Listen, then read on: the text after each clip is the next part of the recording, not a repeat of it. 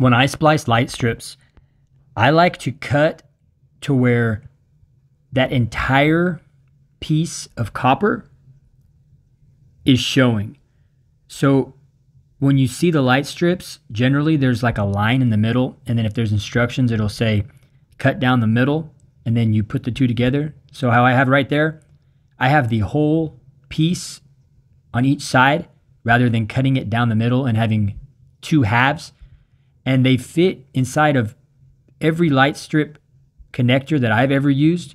This is a 10-pack from the Jackie Led store that I'm using right here, and this has a straight piece for like your straight runs if you want to connect in the middle, like on a baseboard or somewhere like that.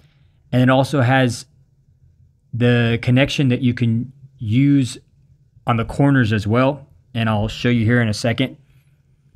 But when I connect, like I did right there, I cut the piece to where there's that whole copper piece showing. And at the end of the video, I'll show you close up what the line looks like.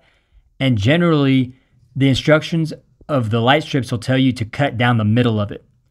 And that works too, but it's just when you're doing these, like I'm doing this on the table right here to show you a close look, but when you do these in real time on the baseboard and along the walls, and you're sticking it, and it can be really frustrating. So take your time and make sure you get everything right.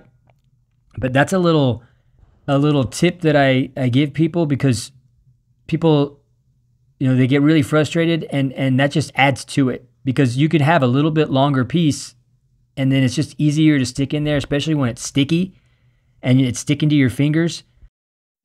That little 1/4 of an inch or whatever it is extra, it really makes a difference.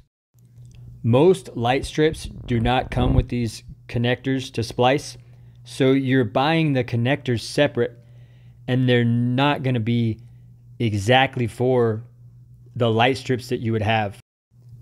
So pretty much all of them will work as long as the prongs are the same as what the copper prongs are on your light strip. So if it's 4 on your light strip, you got to get a connector that has the 4 prongs. But there's slightly different sizes, thicknesses. The light strips have different tape on them, and so they're going to be slightly different.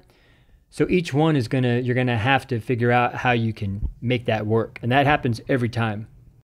Now, ideally, you don't want to be sticking your light strips on the wall and going up to the ceiling and around the corners, and then figuring out after, oh, I want to splice it here.